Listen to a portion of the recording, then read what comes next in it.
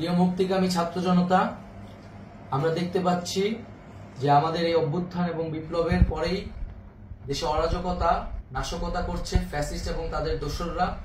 আমরা দেখতে পাচ্ছি যে বিভিন্ন জায়গায় এখন গোলাগুলি চলছে, মন্দিরে হামলা হচ্ছে এবং নাশকতা ও লুটপাট করছে।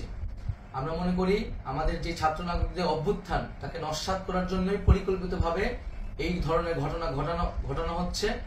আমরা মুক্তিকামী ছাত্র জনতাকে সজাগ এবং সতর্ক থাকতে আহ্বান জানাচ্ছি এবং আমাদের যে অন্তর্বর্তীকালীন সরকার, আমরা সেই সরকারের যে প্রস্তাবনা 24 ঘন্টার সময় নিয়েছিলাম, জরুরি পরিস্থিতি মোতাবেক আমরা এখনই তার একটি রূপরেখা ঘোষণা করছি।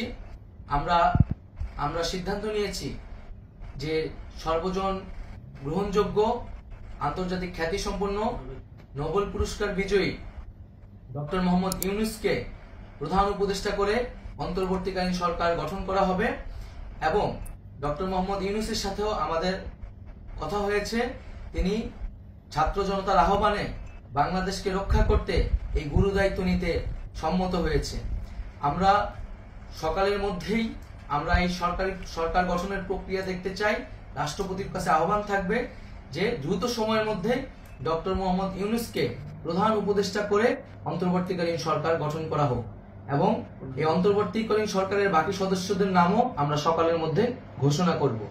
প্রিয় বন্ধুগণ, দেশে যে অরাজকতা চলছে, মানুষের জীবনের নিরাপত্তাহীনতা চলছে, সেজন্য আমরা রাষ্ট্রপতির কাছে আহ্বান জানাচ্ছি দেশে আইন শৃঙ্খলা পরিবেশ ফিরিয়ে আনার জন্য দ্রুত সময়ের মধ্যে কার্যকর ব্যবস্থা নিতে হবে এবং আইন শৃঙ্খলা বাহিনীকে সহযোগিতা করার জন্য মুক্তিকামী ছাত্র জনতাও রাজপথে থাকবে এবং অন্তর্বর্তীকালীন সরকার গঠন না হওয়া পর্যন্ত মুক্তিকামী ছাত্র জনতাকে রাজপথে থেকে তাদের যে অভ্যুত্থান, সেই অভ্যুত্থানকে রক্ষা করতে হবে।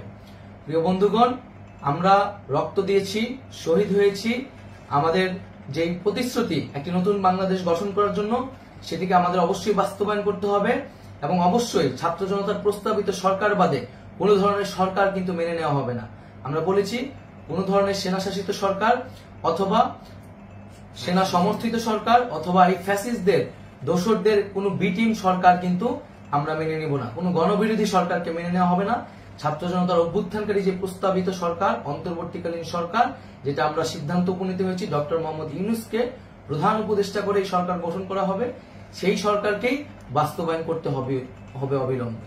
আগামীকাল সকাল থেকে সকলকে আহ্বান জানাচ্ছি রাজপথে থাকার জন্য এবং আমাদের যে সাম্প্রদায়িক সম্প্রীতি এবং রাষ্ট্রীয় সম্পদ রক্ষা কমিটির ঘোষণা হয়েছে বৈষম্যবিরোধী ছাত্র আন্দোলনের নেতৃত্বে, সকল পাড়ায় পাড়ায় এলাকায় এলাকায় সেই কমিটি পাহারায় থাকবে। আমাদের সংখ্যালঘু কমিউনিটিকে আমাদের রক্ষা করতে হবে, রাষ্ট্রীয় সম্পদ এবং এই দেশকে রক্ষা করতে হবে আমাদের।